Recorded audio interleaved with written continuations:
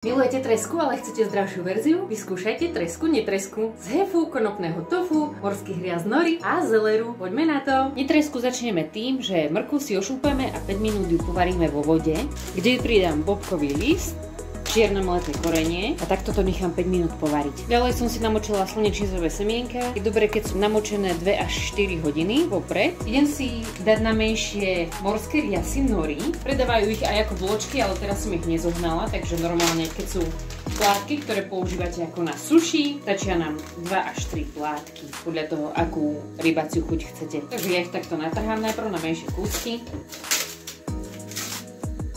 A takto na sucho nasekám. Morské riasy nám parádne posilňujú obličky, močový mechúr, majú veľmi veľa minerálov, sú super pre kosti, zuby aj vlasy. Pridám troška kvalitnej tamary sojovej omáčky, pridám šťavu z biocitróna, tá nám zase nádherne posilní pečen žlčník a k rybacej chuti sa parádne hodí. Pridám štipku červenej mletej papriky, ktorá nám skvele posilní srdiečko a tenké črevo a vopred uvarený prepláchnutý cícer. Posekám to iba trošku, aby ostali také kúsky toho cíceru. Asi takto, aby to bolo ešte také na zub. Mrkvu mám uvarenú, idem ju zliať a ostrúhať na jemno. Slnečnicové semienka som si zliala a idem tam pridať troška oleja. Mrkva, olej aj slnečnicové semienka patria do elementu zem. Krásne nám posilňujú slezinu, žalúdok, pankreas. Rozmixujem ich. Zatiaľ si na oleji opečiem cibuľku, ktorú nakrájam na drobno. Cibuľka je proti 7 ochoreniam podľa čínskej medicíny, takže určite sa ju oplatí pridávať do pokrmov. Ak vám robí surová ťažkosti, tak si ju 1-2 minútky takto oblanširujte, bude vám oveľa ľahšie na žalúdok. A to je jedno tajomstvo, ktoré nám ozvláštni a obohatí chuťou netresku a sú to kapary, ktoré nakrájame na drobno. Tiež pridáme opiecť cibuľke.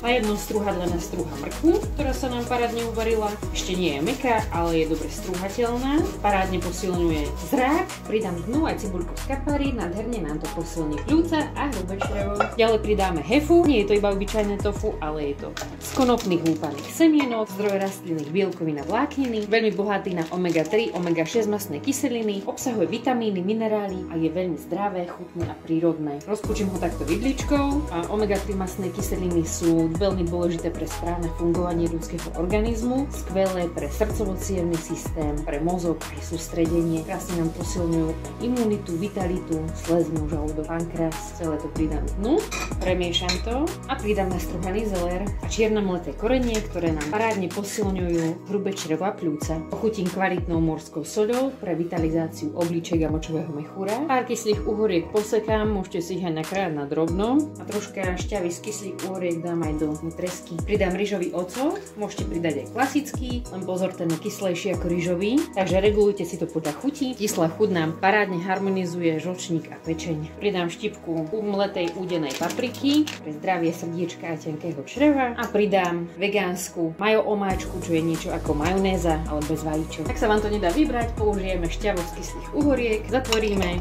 a urobíme šejky a dostaneme všetko von. A posledná ingrediencia je plnotučná horčica.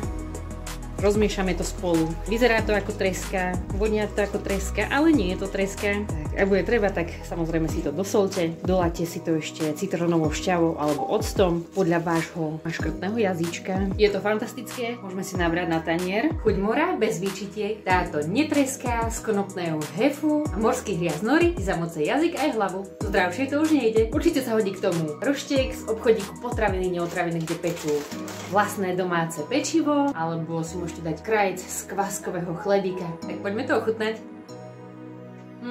Tak táto netreska sa úplne podobá chuťou na tresku. Je plné chutí a bielkovín. Vyskúšajte túto zdravšiu, ľahšiu verziu a určite sa vám všetky bunky odvďačia. Viacej receptíkov sledujte hefu.sk, na Facebooku, na Instagrame hefu konopné tofu. Majte krásny dníček, ahoj!